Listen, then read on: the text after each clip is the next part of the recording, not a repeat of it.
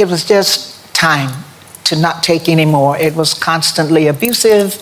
What I regretted is that it was ugly to me, and the people found it out. For decades. Simply, it was time to stop taking as much. It was abusive on a consistent basis. One thing that I deeply regret is that it was embarrassing for me and that other people discovered it. Through the course of several decades, Tina Turner was the personification of tenacity and innovation.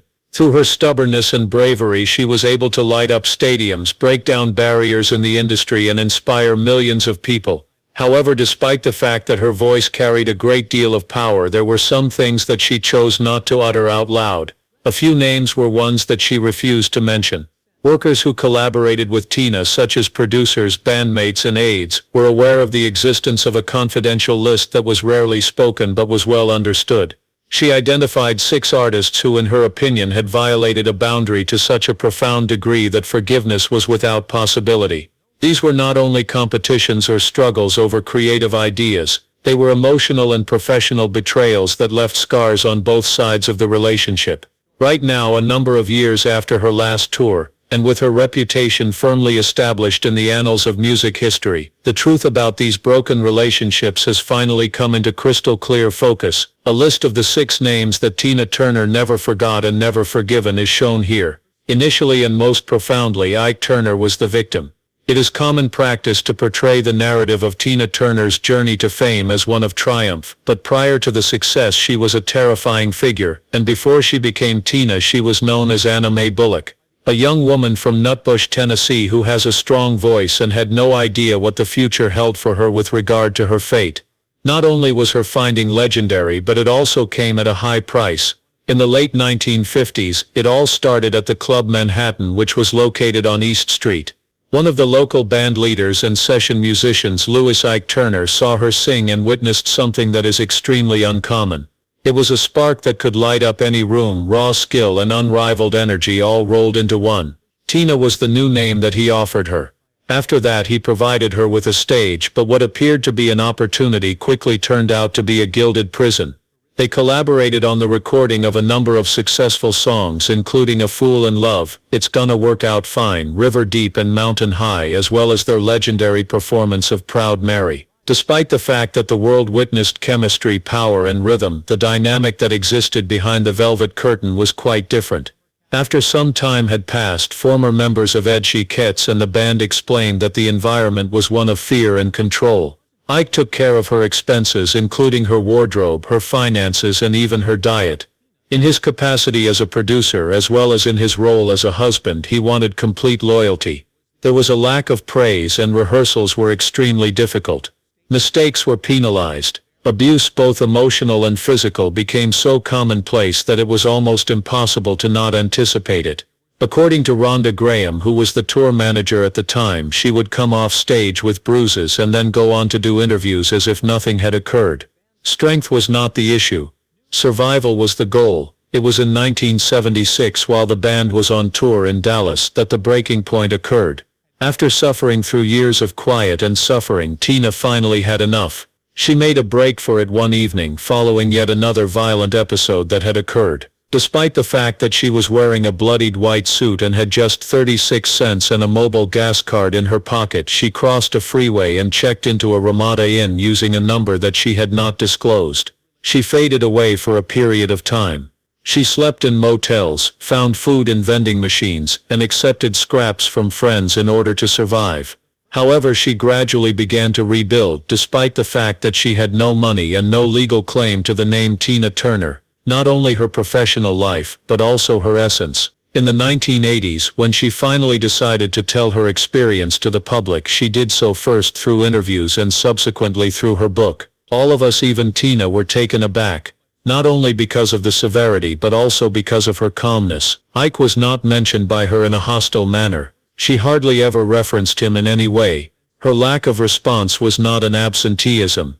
It was a message that was sent. Those individuals who believed that the narrative arrived at its conclusion when she left were not yet aware of the fact that her past was still plagued by a great number of names. 1. David Bowie. The moment when admiration became icy. Tina Turner and David Bowie were at the top of their respective music worlds at the beginning of the 1980s. He was the glam rock icon who could reinvent himself with each record he released. He was able to transcend genres. As she prepared to break down every obstacle that had been placed in her path, she was putting on one of the most impressive comebacks in the history of music. Members in the industry's inner circle discussed the possibility of working together. Both of these global icons are fearless and unrivaled in their ranks. It appeared to be unavoidable. However, in 1983, during a lavish industry party in London that was thrown by a renowned record executive, that potential was shattered in a single instant. Bowie, who was already deep into drinks and surrounded by a mob of admirers, was known for his charisma and his refusal to foresee what would happen next. Rock's most obscure nooks and crannies become the subject of debate. The trauma for survival. Creating an image, he then proceeded to say it. There was a former executive at Capitol Records who was present during the conversation and recalled that he made a joke about Tina's history with Ike, an expression along the lines of, "Well, it builds character, right?" The behavior was not merely inappropriate, the act was cruel. To meditate thirstif, it was completely silence in the room. During that brief moment, Tina, who was only a few feet away, remained still. Then, without uttering a single word, she gave a full smile and exited the room. No yelling, no conflict and no commotion were allowed. The message, however, was apparent to those who had a close relationship with her. An associate who was close to her stated that following it she never returned his calls. It was not irritation. Clarity was obtained. That instant provided her with all of the information that she required. In the years that followed, a number of producers discussed the possibility of the two of them doing a duet together. Each and every time Tina declined.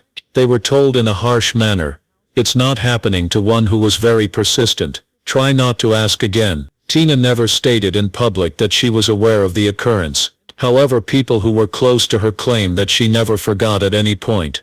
That her survival could be reduced to a jest, especially by someone she had previously admired, was beyond forgiving for someone who had experienced years of torture. This was especially true for someone who had been abused. Erasure was the term used. Furthermore, despite the fact that the damage was severe, the subsequent betrayal would strike even more closely to the heart because it would not originate from a competitor or a colleague. It was someone who she had previously referred to as her sister. It was Aretha Franklin. "We are sisters." The situation became nasty. Within the sphere of soul music, Tina Turner and Aretha Franklin were two of the few names that commanded more respect than others. In her own right, each of them was a formidable force. Tina is known for her rock-fueled edge and live performances that are spectacular. Aretha with her gospel upbringing and her ability to sing cleanly. On paper it appeared as though they were destined for a friendship. On the other hand, there was a persistent undercurrent of tension that remained behind the public smiles and mutual praise. One that is fueled by years of business gossip and a media that is eager to crown only one queen. During the latter half of the 1960s and the early 1970s, their lives frequently intersected. In addition to redefining what it means for female performers to be, both women dominated the airwaves of radio stations and headlined major festivals. According to the allegations, however, their long-simmering enmity became personal at a rehearsal for an award event that took place in New York in 1971. Aretha reportedly made a remark to a co-worker regarding the fact that she yells as I perform, as reported by a stage manager who observed the conversation. There is a possibility that the statement was never published, but it was heard across the industry. Tina was the one who heard it, and it was echoed by the backstage personnel, the producers, and most significantly, Tina herself. Throughout the decades, the quote would follow both ladies, subtly distancing them from one another. There were no public debates, no magazine cover contests, and only a growing period of silence. The distance between them continued even when they were scheduled to appear on the same shows. The absence of interaction was seen by the observers. There will be no chatter, no embraces, and no dressing rooms that are shared. Consistently polite but always icy. When producers proposed a Grammy duet including both of these legendary artists in 1983, Aretha consented to participate. Without providing any explanation, Tina declined. The people who were closest to her understood. There was no use in her appearing to welcome someone who had once devalued her potential with a single sentence, as she did not see the benefit in doing so. Over the course of their lives they only sometimes came into contact with one another, exchanging a grin here and a nod there. Never again, however. In 2018, following Aretha Franklin's passing, a formal homage was released in recognition of her significant contribution to the genre of soul music. However, she refrained from referring to her as a friend, a sister, or even a peer with her remarks. There was a respectful farewell, and the distance between them was carefully measured. Authenticity was critically important to Tina Turner. It was her belief that silence often spoke louder than confrontation, and she was a firm believer in the concept of loyalty. After Aretha had violated a personal boundary, Tina did not respond with retribution but rather with withdrawal from the position. Despite this, the next wound on her list was not caused by a fellow legend when it occurred. It originated from a younger star who admired her on stage but put her down when she was not performing her act. The Broken Promise, written by Phil Spector, a great producer named Phil Spector, was born in 1977. Tina Turner was approached by a man who was famous for his wall of sound and larger-than-life performances. He presented her with an opportunity that appeared to be decisive for his career. The expectation was palpable throughout the music business. A full-length album, unlimited creative freedom, and the kind of studio resources that are typically reserved for megastars were all things that Spector promised to deliver. The offer seemed like both redemption and rebirth for Tina, who was in the process of writing a new chapter in her life after the events of Ike. A journalist was told by Spector, never short on dramatic flair, that Tina's manager attempted to follow up on the situation. There is no response. According to rumors that circulated inside the business, it eventually became public knowledge that Spector had unexpectedly changed his direction and decided to collaborate with his ex-wife, Ronnie Spector, instead. Simply silence, with no warning or apology offered. Tina was taken aback, despite the fact that she had diligently prepared for the sessions by modifying her schedule, practicing her voice, and establishing trust before the sessions began. According to others who were close to her, she was feeling more than disheartened. It made her feel abandoned. It was reported by a sound engineer who collaborated with her during the demo process that she did not engage in ranting or fury. She simply took a look around the room and declared, "Never again will something like that occur." That was her intention. When she was asked about Spector in subsequent interviews, she hardly did anything to comment. Occasionally, a short nod, and occasionally, a shrug, but the majority of the time, nothing at all. Regardless of the bridge that had been in the past, it was evident that it had been reduced to ash. There were times when Tina Turner did not have public fallouts or yelling tantrums as a result of betrayal. There were times when it came as a surprise, cloaked in broken promises and a deafening state of stillness. On the other hand, if Phil Spector had injured her by not being present, the subsequent conflict would be of a much greater magnitude, and it would include someone whose presence was impossible to ignore. The song Clash of Titans by Elton John. By the year 1999, Tina Turner had completely dominated the stage in every possible way. Although he was flamboyant, clever, and admired for his showmanship, Elton John was also a global phenomenon throughout his career. Therefore, the notion of combining the two legends for a special performance was very exciting when it was offered during a Millennium concert that was broadcast on television. One night that will live long in the memory, two legends, two voices. Nevertheless, harmony was never able to take hold behind the scenes. Beginning with the very first rehearsal, there were indications of friction. Precision was something that Tina, who was known for her thorough preparation and her professionalism that was no nonsense, demanded. She was adamant about having several rehearsals and a choreography that was meticulously synchronized.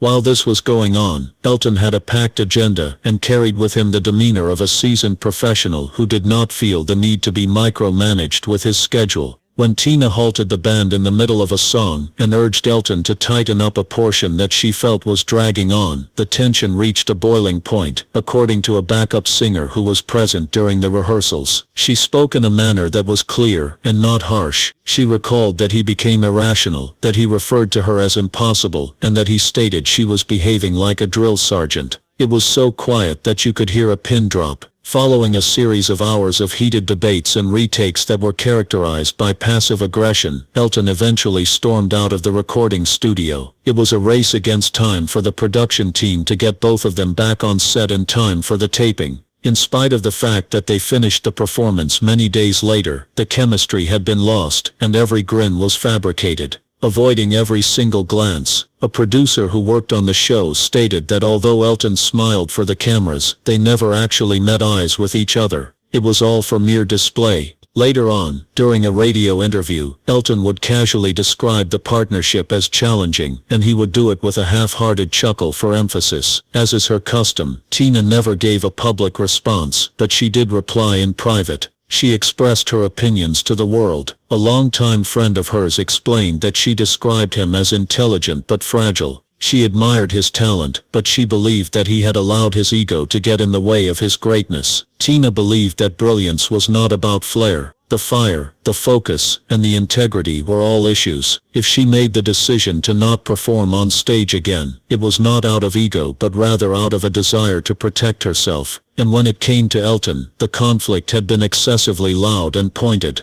and far too illuminating to lose track of. Because despite the fact that Tina Turner may have moved on from the limelight, she never forgot the names of those who ignited the fire behind the scenes. This was not out of spite, but rather out of a need to survive. Final thoughts. How much does silence cost? Throughout her career, Tina Turner has experienced a number of comebacks, victories and reinventions. On the other hand, a lady who had been through betrayal, disdain and heartache was hiding behind the spotlights of the stage and hit singles, not only in her personal life, but also in a field that the majority of the time failed to adequately protect its pioneers. Over the course of her trip, these 6 artists were more than simply footnotes. The battles she fought, the respect she demanded, and the standards she refused to lower were all memories that were brought back to her by these items. Tabloid feuds and public takedowns were never something that Tina needed. In her collaborations and interviews, she made her assertions in silence, using predetermined lists and omitting specific individuals from her list of collaborators and attendees. Tina Turner's ability to forgive was never something that came naturally to her. It was something that was earned. Moreover, she did not turn around when that was not the case. I am grateful that you have seen this video. We sincerely hope that you found it compelling. Be sure to give this video a like and subscribe to our channel, and we will see you again soon.